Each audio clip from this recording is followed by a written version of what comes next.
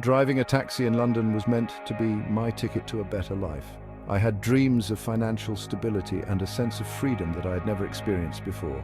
The city throbbed with opportunity, or so I believed. Every corner seemed to whisper promises of success and prosperity. I envisioned providing for my family, being my own boss, and navigating the iconic streets with pride. The thought of being part of London's heartbeat filled me with excitement. When Uber arrived, it felt like the future, a new era of transportation that promised more earnings and flexibility. Here was a chance to earn more, to escape the traditional taxi hierarchy. The allure of setting my own hours and making more money was irresistible.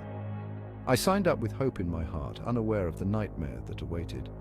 The initial excitement masked the challenges that were lurking just around the corner. The initial months were promising. The app was buzzing with requests, and I felt like I was finally on the path to achieving my dreams. The app was busy, the fares seemed fair, and I felt a sense of independence. It was exhilarating to see the constant stream of passengers needing rides, but slowly the cracks began to show. The honeymoon period was over, and reality started to set in. The long hours took a toll. I found myself working late into the night, often missing out on family time and personal moments. The constant pressure to maintain a high rating started to feel suffocating. Every ride became a test, and the fear of a low rating loomed over me like a dark cloud. I was no longer my own boss. I was a cog in Uber's vast, unforgiving machine. The sense of independence I once felt was replaced by a feeling of being trapped. The more I drove, the more I realized the truth about this so-called opportunity. It wasn't the golden ticket I'd imagined. Uber wasn't empowering drivers. It was exploiting us. The promises of higher earnings and flexibility were just a facade. The company was built on a foundation of taking advantage of hard-working individuals, squeezing us for every last mile and every last penny. The more I worked, the more I felt the weight of exploitation.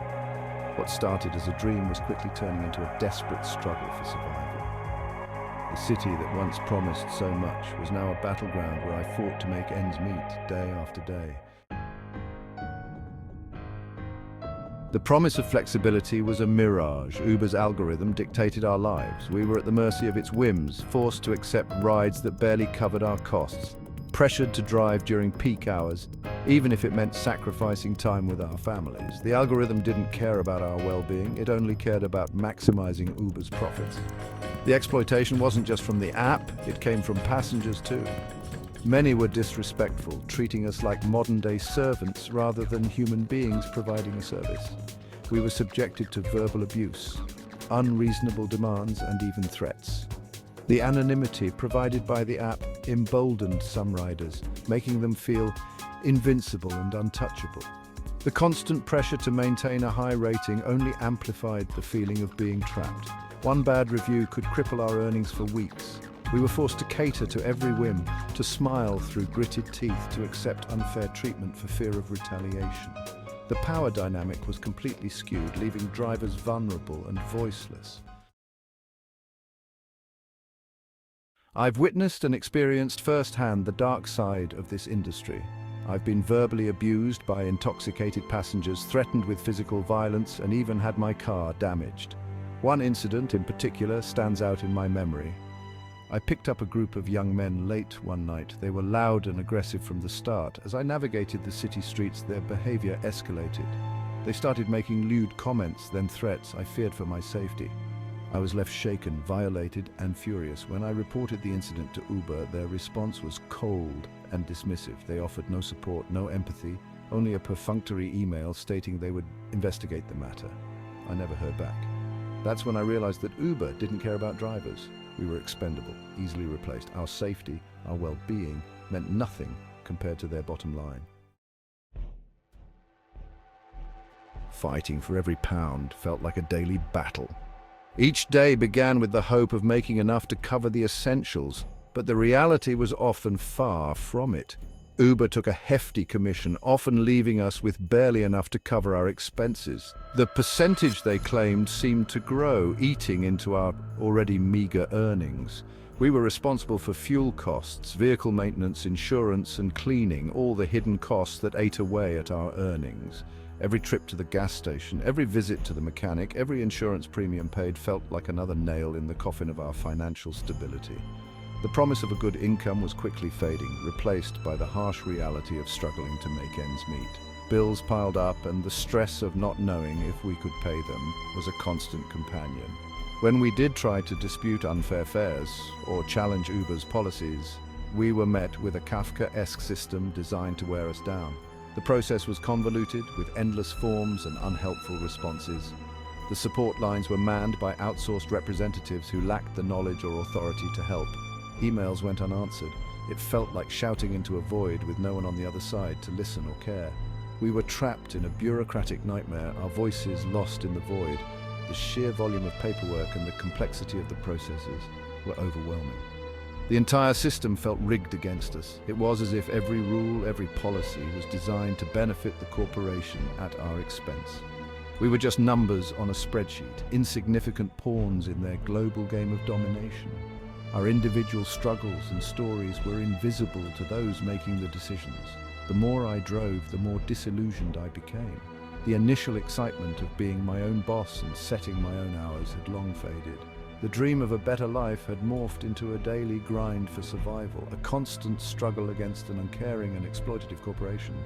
Each day felt like a battle, not just against the traffic and the elements, but against a system that seemed determined to break us. Guilty until proven innocent, that's what the rating system felt like. It was a constant source of stress and anxiety for drivers. Touted as a way to ensure quality, it was actually a tool of oppression. A single low rating could tarnish a driver's reputation. It was a system that seemed designed to keep drivers on edge, always worried about the next rating. Passengers held all the power.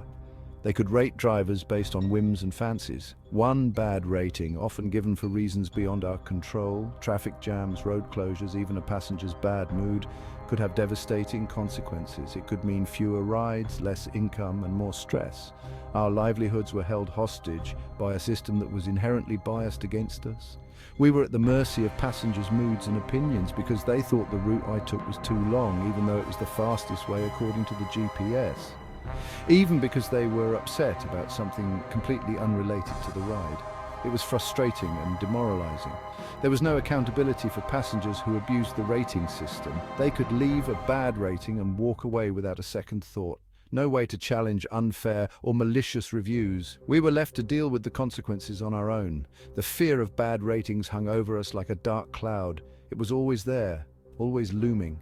It created a climate of anxiety and desperation. Drivers would gather and share their experiences, their fears and their frustrations, forcing us to cater to every whim, to accept unreasonable demands, just to avoid a bad rating, to compromise our own safety and well-being just to maintain a decent score. We would go to great lengths to please passengers, even if it meant putting ourselves at risk. The rating system wasn't about quality, it was about control. It was about keeping drivers in line through fear and intimidation. It was a system that needed to change for the sake of fairness and justice. My story is not unique. It's a story repeated thousands of times over in cities around the world. Uber's business model is built on exploitation, on squeezing every last drop of profit from its drivers, while offering little in return. We are treated as disposable cogs in their machine, our voices silenced, our rights trampled upon. But we are not powerless, we are not alone. By sharing our stories, by speaking out against these injustices, we can raise awareness and demand better. We deserve to be treated with dignity and respect. We deserve fair compensation for our labor. We deserve a system that protects our rights and ensures our safety. To my fellow drivers, I urge you to be cautious, to be aware of the risks and to know your rights. Don't be afraid to speak out against unfair treatment. Together we can fight for a more just and equitable system, one that values our contributions and recognizes our humanity. We are the backbone of this industry and our voices deserve to be heard.